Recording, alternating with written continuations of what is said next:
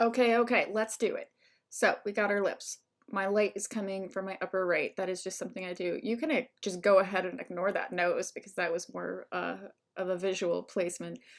So I'm going to start with the middle line, mostly because it's the darkest, also because it will help me balance the other two, both of the lips, a little bit more clearly. So then I'm gonna draw the bottom lip.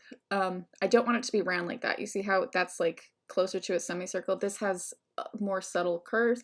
And again, look at the lips that you were trying to draw, which should be your own in this case, but and follow those curves. So if it is more or less subtle, go ahead and do it.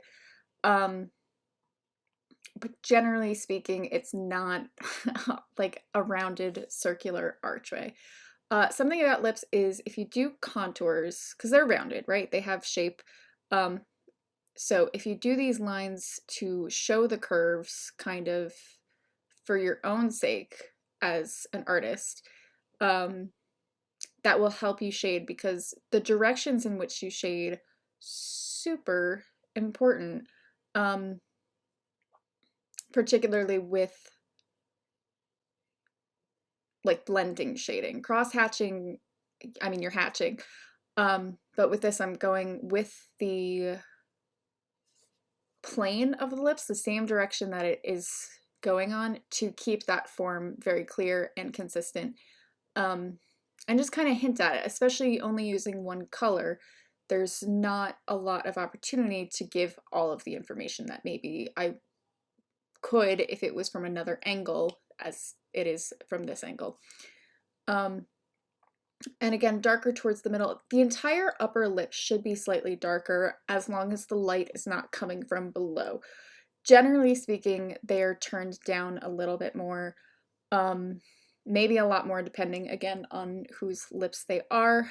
So the bottom one, towards the edges of the lip and towards the center where the two lips meet, I'm going to definitely make sure are significantly darker.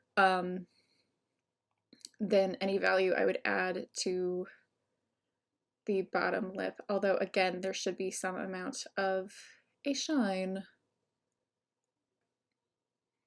So there's going to be a small little shadow underneath most lips, particularly right above the chin. There's usually a little bit of a divot, which may go into rounding the chin out.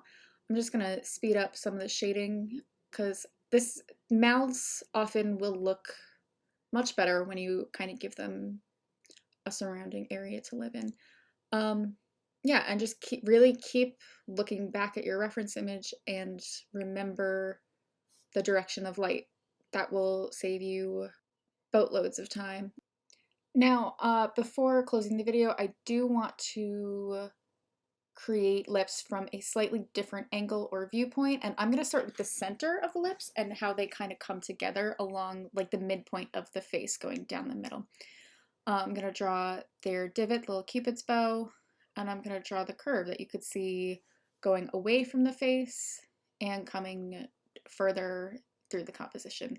This is a very rough shading job that I'm doing right there, um, mostly because I think that I could spend hours talking about this and I don't want to make you watch all of that. Um, but I'm using the same direction of light that I have up with that arrow up there. And you could see, again, darkest shading, dead center of the lips. Um, there is I did one contour line with the center of the face. I think I should have done more. Um, but you could see the upper lip is overall darker than the bottom lip. Bottom lip, it will become shaded kind of towards the middle of where the two meet. There's the gist of where the chin lives, and the little shadow underneath the bottom lip will make a very big difference.